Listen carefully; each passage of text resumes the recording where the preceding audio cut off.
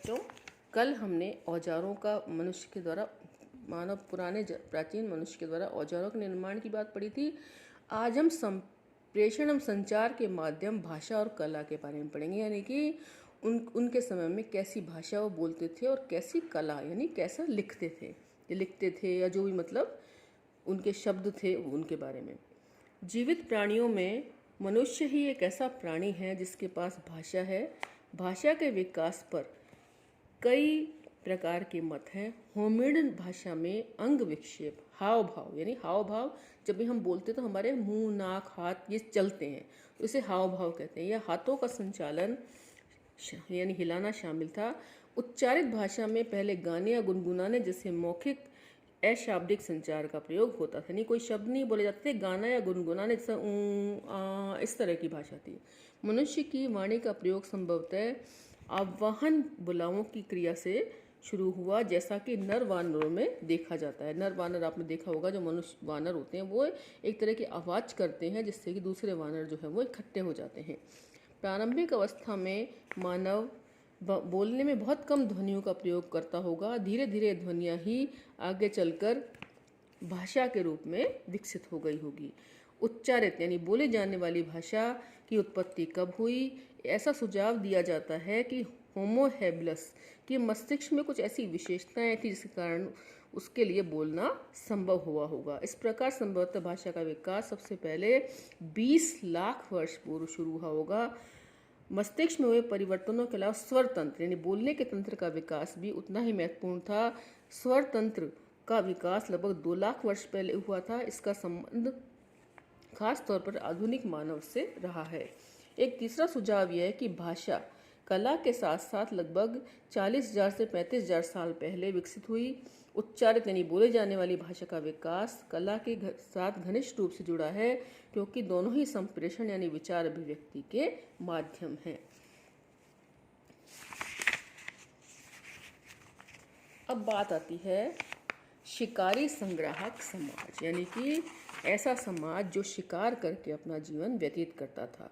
जैसे मानव विज्ञानियों द्वारा किए गए अध्ययनों के माध्यम से आज के शिकारी संग्राहकों के बारे में हमारा ज्ञान बढ़ा।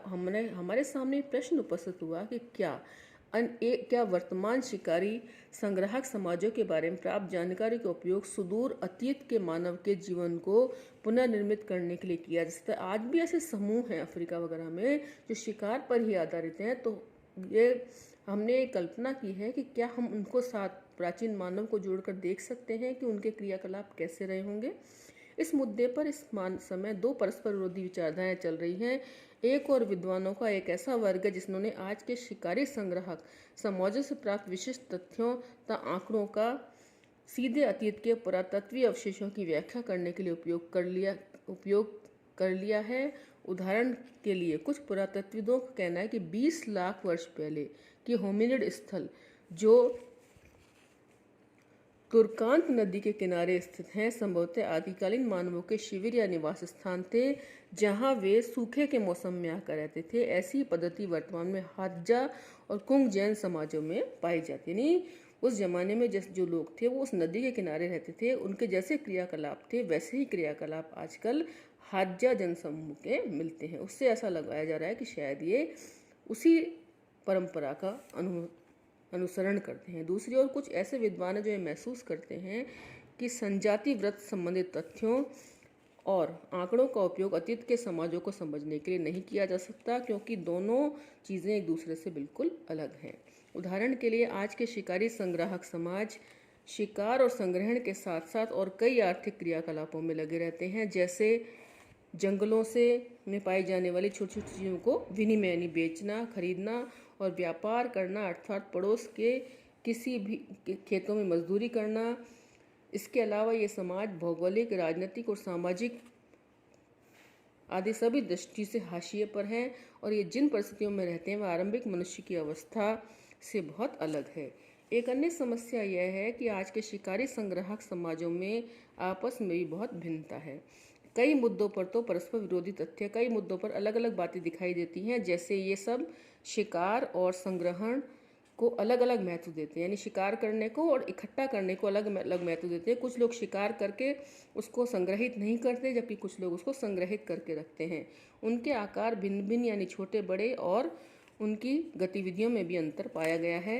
भोजन प्राप्त करने के मामले में श्रम विभाजन को लेकर भी कोई आम सहमति नहीं है कि कौन भोजन इकट्ठा करने का काम करेगा, स्त्रियां करेंगी या पुरुष करेंगे। यद्यपि आज भी अधिकतर स्त्रियां ही खाने पीने की सामग्री जुटाने का काम करती हैं और पुरुष शिकार करते हैं, लेकिन ऐसे समाजों के उदाहरण भी मिलते हैं जहाँ स्त्रियां पुरुष दोनों ही शिकार और संग्रहण तथा औजार बनाने का काम करते हैं। स्त्रियां जो भी हों, इस बात से इनकार नहीं किया जा सकता कि ऐसे समाजों में स्त्रियां भोजन जुटाने में अपना महत्वपूर्ण योगदान देती हैं। संभवतः इसी बात से सुनिश्चित होता है कि आज के शिकारी संग्राहक समाजों में स्त्री पुरुषों की भूमिका अपेक्षाकृत एक समान ही होती है। यद्यपि इसमें समाजों के अंदर कुछ अंतर है, लेकिन ऐसी स्थिति होने पर अतीत के बारे में निष्कर्ष निकालना कठिन है।